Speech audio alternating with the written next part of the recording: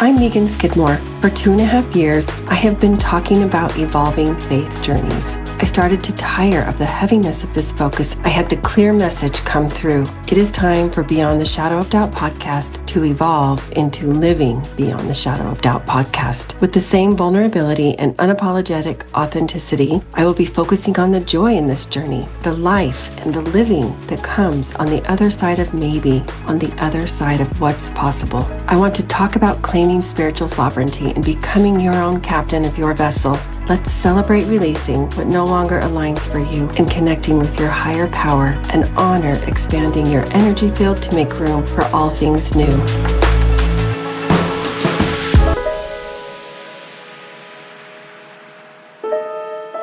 Mark your calendars and set your reminder. For this Friday, I am hosting First Friday's free coaching. So not only is this a great starting point to introduce you to my work, you can come and experience what it's like to be coached or watch someone else be coached. Use the link to register in order to get the unique Zoom link. They change each month for privacy reasons. See you soon.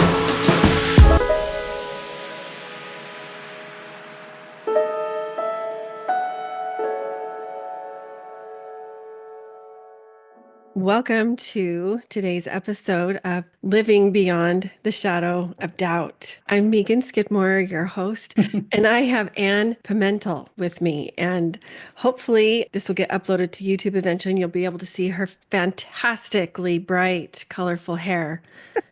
Got shades of purples and fuchsias, a little bit of rose in there. So I love it. It says a lot about you.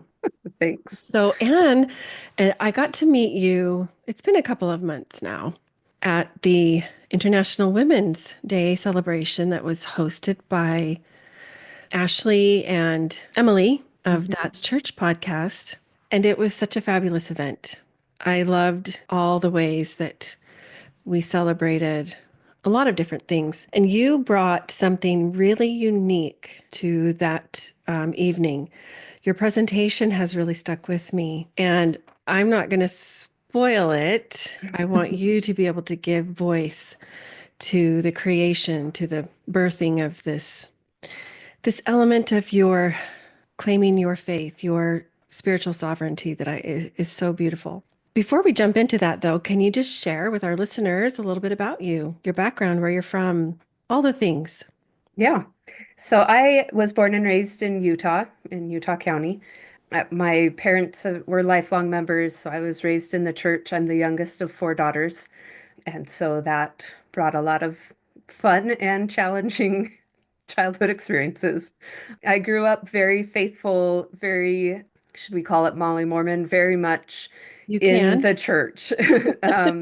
And I served a mission to El Salvador, and I did an internship to Romania, which was incredible, working with orphan children there. And those 2 experiences really set me on a path in my life of looking out for and being aware of marginalized people. And so I think my whole life, until probably the last 10 years or so, I was just your cookie cutter faithful LDS member. Married in the temple. I met my husband at BYU. We have 4 boys. We lived a pretty normal, idealistic life for a long time. And for the most part, it still is pretty normal and idealistic. Mm-hmm. We have a lot of privilege and a lot of good things happening in our lives. And I would say church was good until it wasn't. And it is in a lot of ways, but I definitely have gone through a faith expansion and a journey, and kind of feel like I'm still right in the middle of it, really. So, yeah. And I love that. It's excruciating and messy, but also beautiful and unique and yours Right. to be in this middle, Yeah. like you mentioned. So thank you for being willing to come and share about it openly. This is something I feel really called to do and really strongly about, and that our faith journeys are unique, and it's supposed to be that way. It's meant to be that way. And it actually makes sense. Why wouldn't they? We're all so vastly different and unique, even within a similar background, a similar faith community. Yeah. Yeah. Our experiences all dictate how we approach the world and interact with Yeah. it. And I'm celebrating that. I decided earlier this year, earlier of 2025, to reimagine my podcast to really focus on not just the faith journey alone, Hmm. because that's a good thing. There's lots of pain points, there's growth, and there's wisdom in that evolution that comes. And Hmm. that's a good thing. But sometimes, wow, those painful points that can kind of overshadow other parts. And so I really have enjoyed this reimagining where I want to hear about those joyful, blissful, exquisite things that have come from claiming one's spiritual sovereignty, Hmm. from taking those leaps, steps, whatever it felt like to you, into the unknown Hmm. and Yeah. into the uncertain and into uncharted territory for you. Yeah. Yeah. When everything seems to fall apart, I have learned that building it back is the beautiful part. And that Mhm. is, there is a lot of beauty and joy in building it back. So, I love that. Right. And that's where you're driving, so to hmm. speak. Hmm. So let's kind of shift there if that's okay, building it back. So when would you say we already know you were raised in the Church of Jesus Christ of Latter-day Saints. I interview folks from all faith backgrounds. And so I understand some of what that conservative faith background is, having been Hmm. raised in that myself. Hmm. When can you remember that you started to shift maybe in your perspective, or what new information or new understandings were introduced into your world that started to be that catalyst that Hmm. put you on this journey that is Yeah. yours, this faith expansion? Yeah. Like I mentioned, my internship to Romania and my mission in El Hmm. Salvador both were really kind of the catalyst for starting me down that path. It helped just broaden my view, which I think for a long time was just very narrow in my lived experience. And that's what I centered because that's all I knew. And I fault no one for centering their lived experiences when that's what they know. And I think Hmm. that's why it's so important to reach outside of our comfort zone Hmm. and to learn about others, other cultures, other people, other perspectives, because that really does open up a door for us into the rest of the world. And even having that opened vision, opened perspective, I still just kind of like teetered on that line of centering myself and looking at others. And so Hmm. really when the biggest next transformation came, there are little things along the way, but the biggest thing was probably early 2020, Hmm. in I think late January or early February of that year, I did a compassion challenge, a 10-day compassion challenge that my sister invited me to do with her. And it was hosted by meditation, a woman that does meditation. And they had a few different speakers over the 10 days, and really just to help us learn and understand how to have compassion for people more. One of the speakers was Valerie Kaur. She is of the Sikh religion. We pronounce it Sikh. She pronounces it Sikh. So I try Hmm. to follow her lead on her own religion. And she wrote a book called See No Stranger. And from that religion, she talked about this teaching from a guru that says, "You are a part of me that I do not yet know." And then she encouraged to start with wonder. When you see somebody, don't judge them immediately, but start with wonder. That insight was really beautiful to me. It felt very familiar because of our LDS teaching of all being children of God and being we call each other brother and sister in the church. And so her explanation from her religion's point of view was really helpful to me, and I connected with it because it was familiar. But it started me down this path of curiosity, I would say, of learning about others in a more meaningful and personal way. Hmm. And then, of course, all of 2020 happened and the murder of George Floyd. And there were different things that I felt at that point I was just prepped. I was ready to finally understand and hear what people were saying and to actually hear and acknowledge their suffering and their lived experience. And so I got involved in different organizations and actually I helped start a nonprofit that is called Meetinghouse Mosaic that helps, we're working to diversify Christian art because the world is a diverse and beautiful place, and our Christian art needs to better represent that. And so I think this diversity and understanding better the world around me, that probably is one of the most important things that just changed my whole spiritual and religious point of view. And I think that that has been life altering for me, and I really appreciate being able to learn that. Yeah, that's really beautiful. Yeah, thank you for sharing that. And I couldn't agree more that the first time I traveled was in college, and I was never the same. I mean, outside of the United States. Right. Um, that sounded funny. Um, it changes you in a way that nothing else can when you start to see beyond the borders, beyond Hmm. the horizon of what has been your world view Hmm. up to Yeah, that the point. norm. Yeah. You mentioned that it opens doors for you. It has opened doors for you, and it's giving you a better understanding of the world. Can you think specifically of one or two doors that it really exploded a new view on a certain thing? You talked about the meditation Hmm. challenge, sorry, compassion challenge that included meditation that you did. Hmm. Maybe that was one of the doors. Hmm. But can you think specifically, like, where did you start to allow, okay, wait a minute, I've been thinking XYZ about this topic or Hmm. this thing, Hmm. and now I'm not so sure.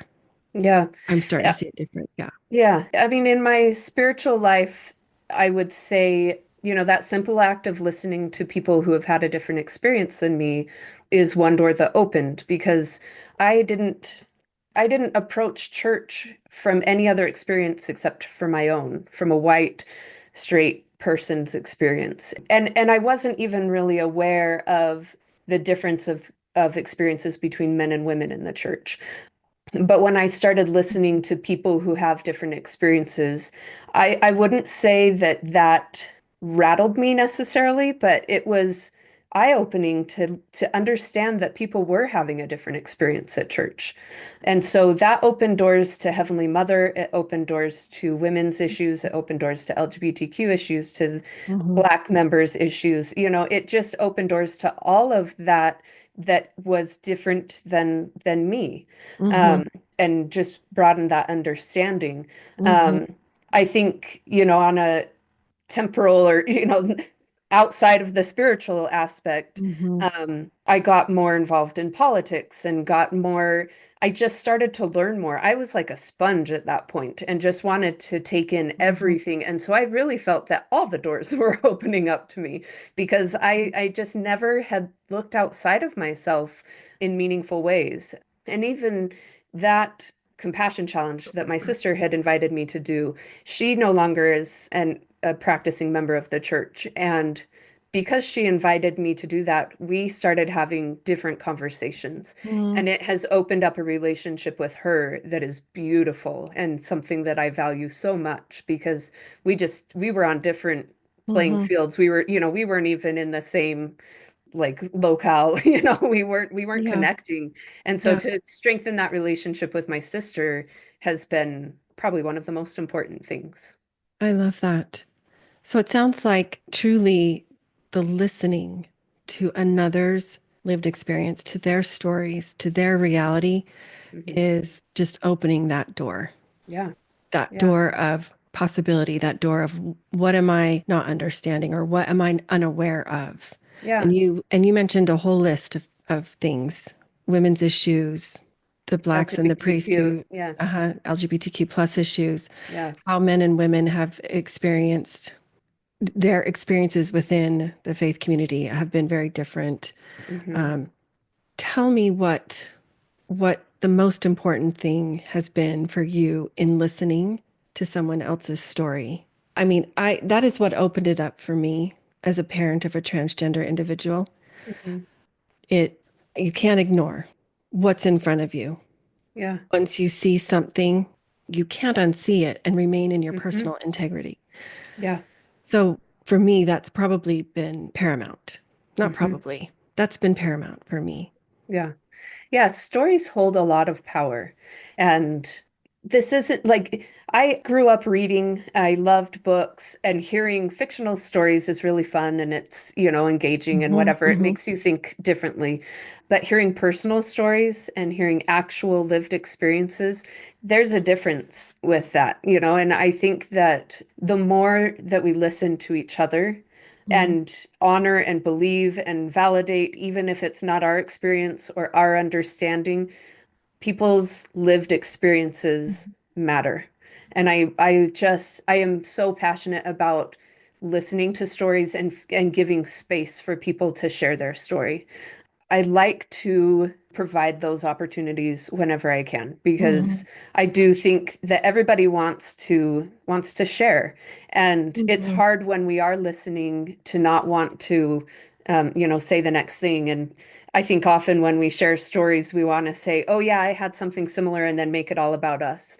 But there Yes. there is a lot of power in listening intently to Hmm. somebody's story and finding the value in that and helping that person to feel Right. heard. There's being Yes. heard. Everybody wants to be Just heard and just understood. listening to listen, Yeah.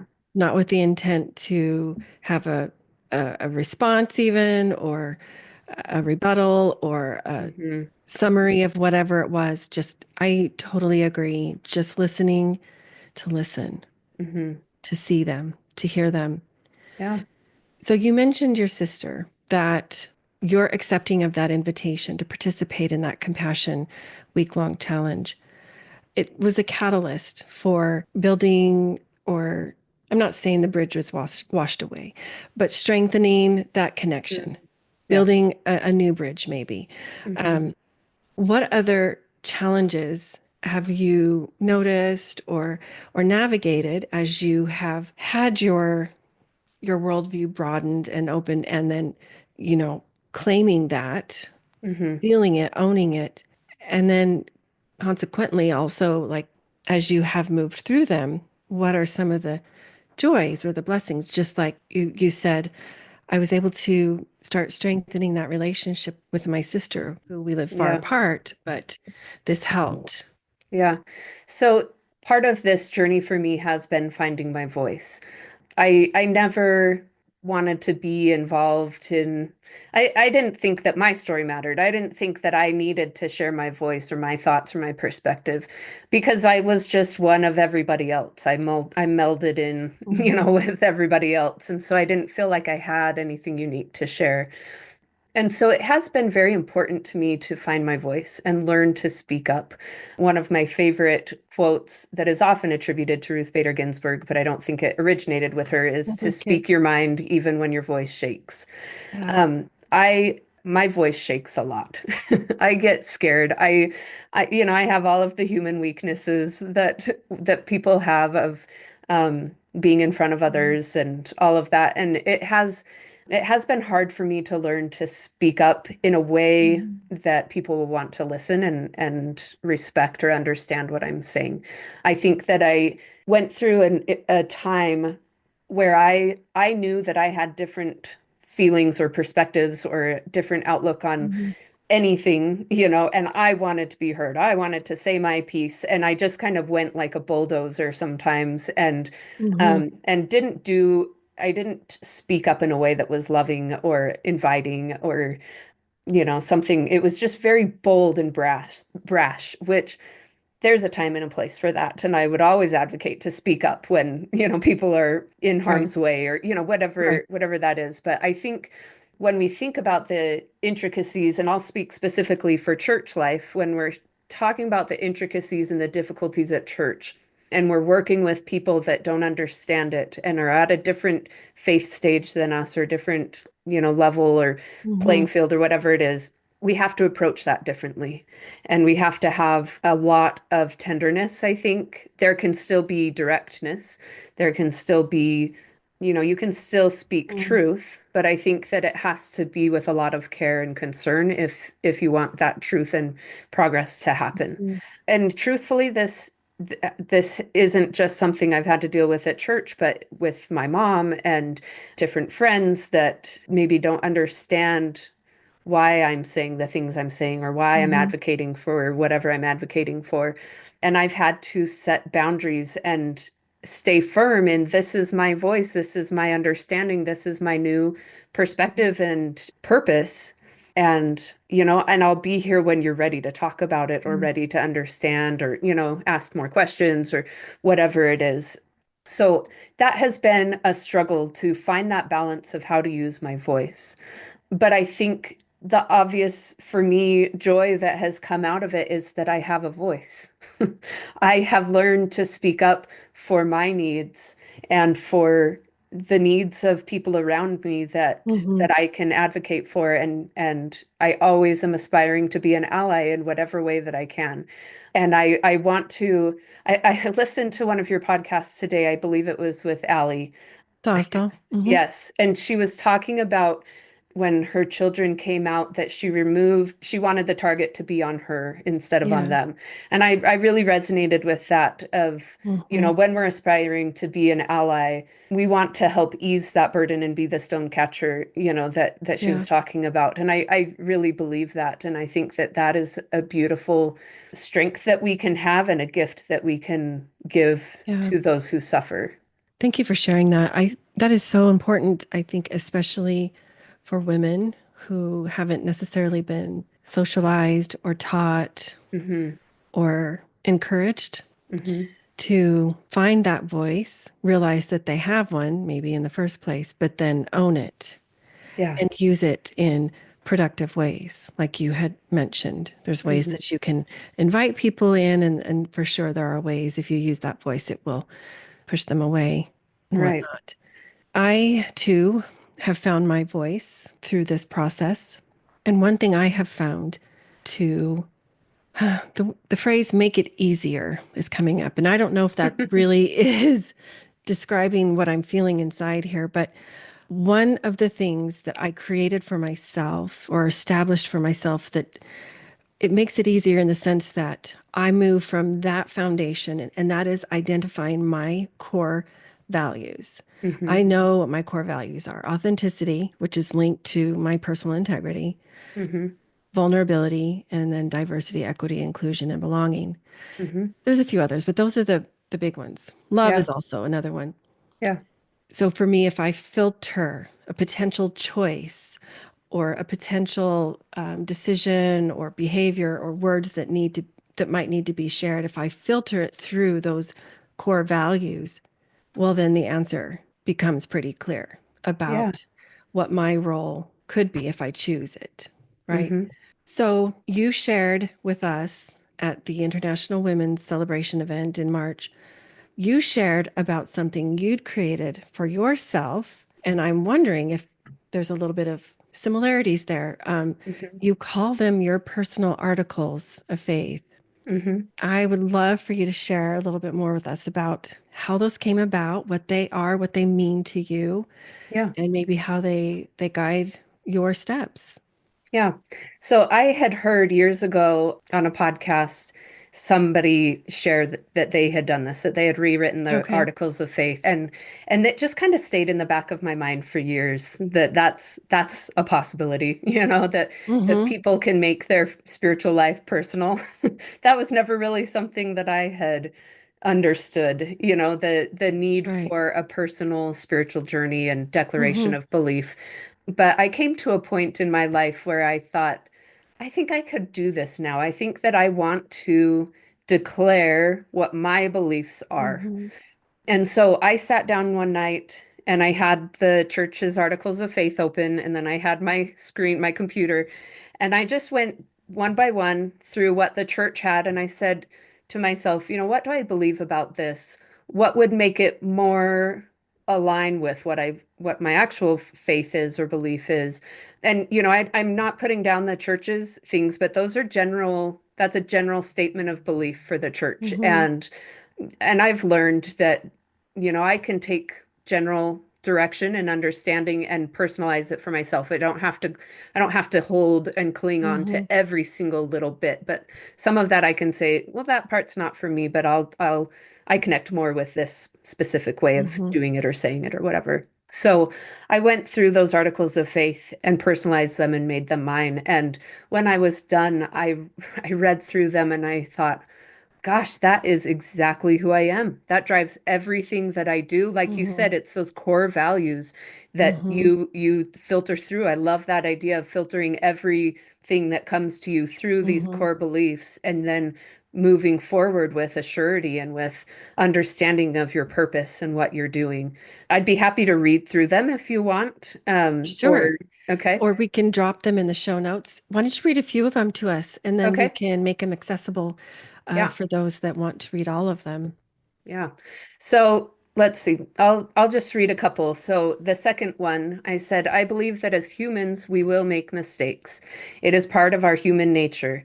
I believe we will be astonished at the amount of grace given by loving parents. And Mm. heavenly parents is where I was going with that. Um, Hmm. one of the things that I have learned in my journey in this faith expansion is the power Hmm. of grace. And that has been really key for me to understand. I think a lot of my life was transactional in my understanding of who our Yeah. parents are, what role Jesus plays. There was a lot of transaction, and Hmm. if I do this, then I get this in return, and it that leads to a lot of perfectionism and thinking either that we have to do this perfectly or I can't make it happen. I'm failing at everything, So it's two ends of a Right. really difficult struggle. And so understanding that we are human and we are fallible, we will make mistakes. But on the flip side, that joy, that grace is waiting for us. I believe our parents want us back. Jesus will step in and cover that ground that we, can't make up on our own. I think that is such a beautiful understanding. And it takes a weight off of me. It doesn't mean I'm going to sit Hmm. around and be lazy, but it just takes a weight off that I will be met with loving grace. So Yeah, that's been huge for me. I Uh, love it. let's see. I believe grace really doesn't have any bounds. It's humans who put the bounds on it if Yeah. someone believes it does. Yeah, that's my Yeah. personal belief. Yeah. Okay, this one is number 6. It says, I believe the church is a scaffolding which may help, I believe the church is a scaffolding we may use to help us learn about God. Inspired spiritual mentors and brilliant thinkers can be found in religions from all parts of the world. I believe in education and applying the knowledge we learn to help us be better humans. Mm. This is something that I have learned over the past probably 4 years or so and really taken in. I have Hmm. started reading Richard Rohr and Nadia Bolz-Weber and all Yeah. these different people who are Christian theologians and pastors and just amazing humans. And I have started to look at things and approach spirituality in such a different way. And I think it's so wonderful to learn from people. The scriptures tell us, our LDS scriptures tell us to seek out knowledge in the best books. And I think we often are taught that means the books that are done by our LDS thinkers. And Hmm. and that's great. There are great things to learn from them. When we broaden that out to the broader Christian world, Hmm. it just is amazing. I Yeah. think we have so much to learn from Right. others who connect with God in a different way. And I love that. And then the part about the church being scaffolding, that's been really important for me to realize that this is a tool in the tool bag to get us to God. And Hmm. Hmm. there are, like I said earlier, Yeah. there are general things, there are general beliefs and teachings from our general leaders that are beautiful and wonderful. And I can take those things and apply them to my life to help me have a stronger and deeper faith. A But tool in the tool bag. yeah, so let's see. I'll do one more. Yeah.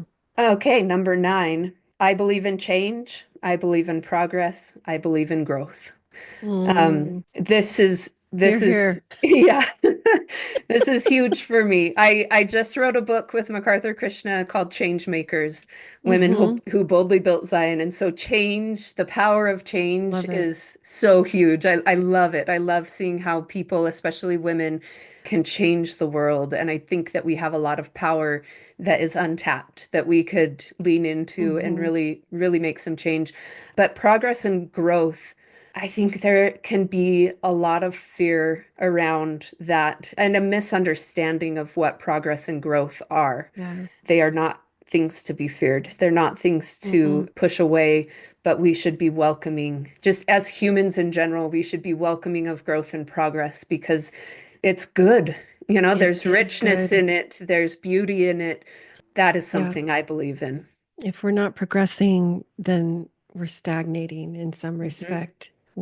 It's the antithesis of being stretched, of Hmm. evolution, of Yeah. becoming.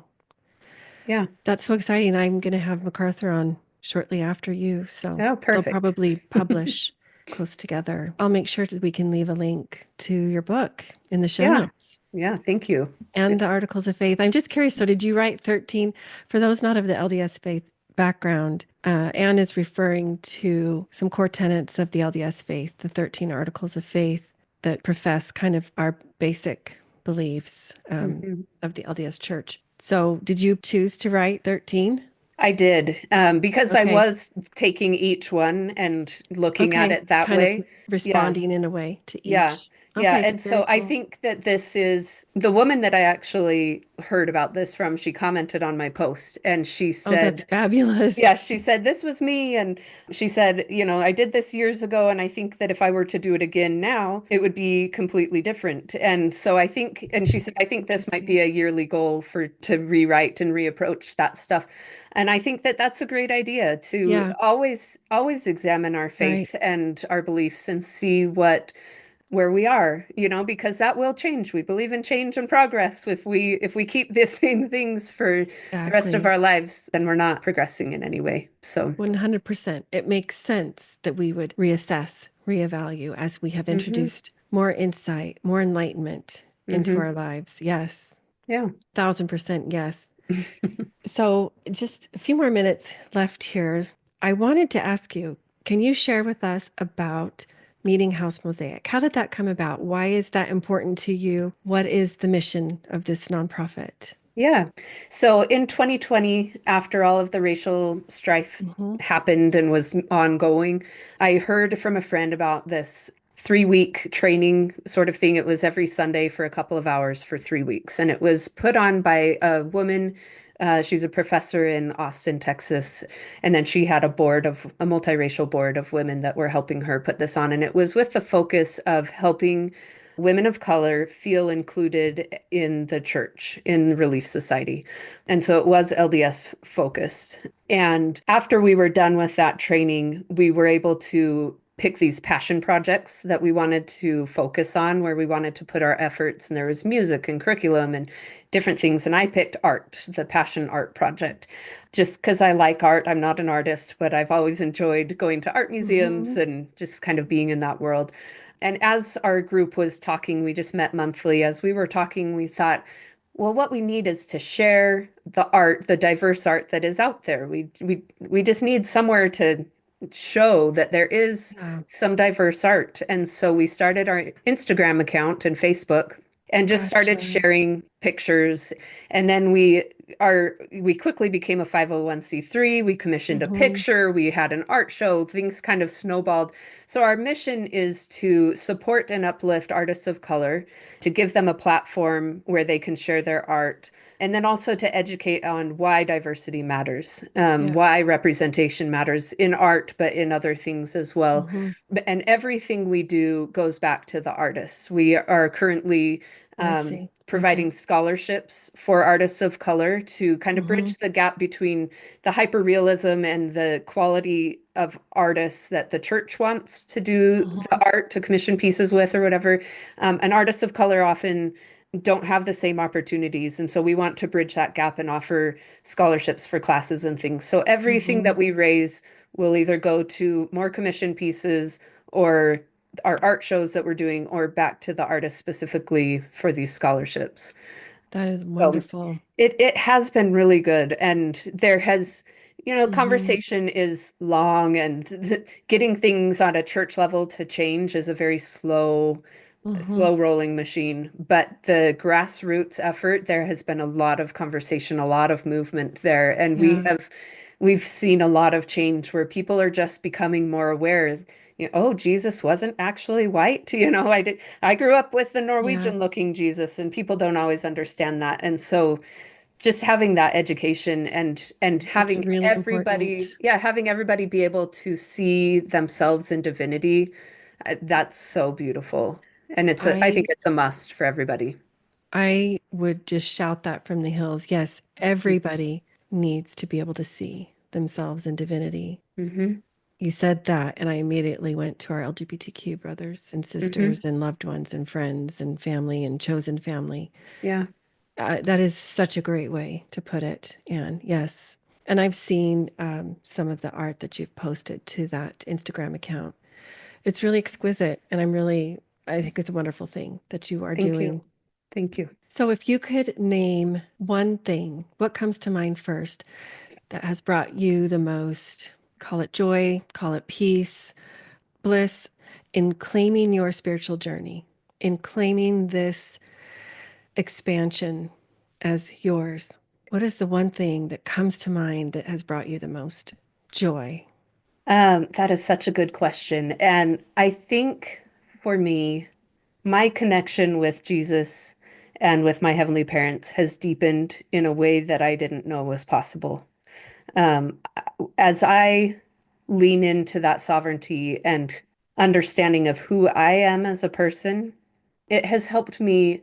It's helped me connect with them, which in turn helps me connect with others better. Mm, And so I feel that I can love better. I feel like I can reach out to others better because I know who I am and I know, that I have that connection with God mhm. and that turns me toward others. And I think that's been one of the best things for me. Yeah, I love that. What a gift, right? And that is yours. Like that is figuratively hand wrapped with a nice, Hmm. beautiful bow. That is a gift for you that Hmm. you couldn't have come by in Yeah. any other way. Yeah. And I'm definitely not perfect at it, but it's an orientation, is that the word, of my life. I know It's what you that mean. it's that Mhm. purpose that I can be Right, focused right. on. And loving others is going to bring joy. I get it. Yeah, beautiful. So the last question I like to ask my guests, it's a reflection of this name of my podcast. To know something beyond the shadow of a doubt was a phrase that I grew up hearing a lot. Hmm. You know, certainty was very much taught and prized and sought after. Hmm. And I've learned that there's a lot of beauty in recognizing that we don't know everything and that doubt is a good word. It's not something to be shunned or shameful about, right? So this has been my effort to cast this in a different light, in a Hmm. positive light, get away from that stigma. So, having said that, tell us what living beyond the shadow of doubt means to you. Yeah, I just did a live with my husband, an Instagram live last week about the difference of faith and doubt and Okay. even faith and belief and what those differences are. And as we were talking, one of us or we both kind of said, when our faith is on and in God and in Jesus Christ, it doesn't diminish our belief. It doesn't ruin our faith when hard things come. It doesn't harm our faith, but it makes room for doubt. It makes room to sit in those questions and to really figure things out. And Hmm. so I think living, like you said, like doubt is not a bad word. And so living outside of the shadow of doubt or Hmm. beyond it really helps you to embrace and personalize and figure out for yourself, what are you going to do with this information? What are you going to do with this Yeah. struggle? Are you going to connect more to God or are you going to let it push you away or drive a wedge, or, what are you Mm-hmm. going to do with this doubt? And the beauty and the growth happens in that wrestle with Mm-hmm. doubt. And Agree. sometimes it takes a long time. And I think there has to be a lot of patience in that journey as we try and Mm-hmm. figure out what we're doing with the doubt. But we can have faith in our loving heavenly parents in Christ Mm-hmm. as we struggle and deal with that. And I think that's beautiful. I do too. And this wrestle that you're talking about, acknowledging, right, that these Hmm. spaces exist, I think that's the whole point. That's where the growth, I've already kind of, reconciled myself to the fact that's going to be an ongoing thing Hmm. pretty much Yeah. Yeah, we the can't get rest away of from this that as humans. earth life and Yeah. maybe even beyond. Don't know. Yeah. And that's okay. There it is right there. See, I don't really know. And that's okay. Yep. So wonderful to have this conversation with you. You are a beautiful soul. I can see that. I can see the light in you. Thank If you. folks wanted to connect and reach out to you, what would be the easiest or best way for them to do that? Yeah. I mean, you can follow Meetinghouse Mosaic. We'll always put a plug Okay. in for that, but I'm not the only one that does the posting there. We've got a Okay. great team. But my account is The Vision Beautiful. Um, Okay. it has periods in between those words. Um, so yeah, The Vision Beautiful. And so that's where they can find me. Yeah, Well, I will make sure to leave all of that in the show notes along with the other links that I mentioned perfect. earlier. Thank you so much, Anne. This has been so great. I really Yeah, enjoyed connecting these dots and realizing some of the behind the scenes to all this wonderful work that yeah, you are doing. So thank you yeah. so much for your time. Yep. Thank you for having me on. Absolutely. Writer, teacher, author, Mormon scholar, and founder of Dialogue Journal, Eugene England said, "My faith encourages my curiosity and awe. It thrusts me out into relationship with all creation and encourages me to enter into dialogue." As a proud member of the Dialogue Podcast Network, my hope is that Living Beyond the Shadow of Doubt podcast is an extension of that vision.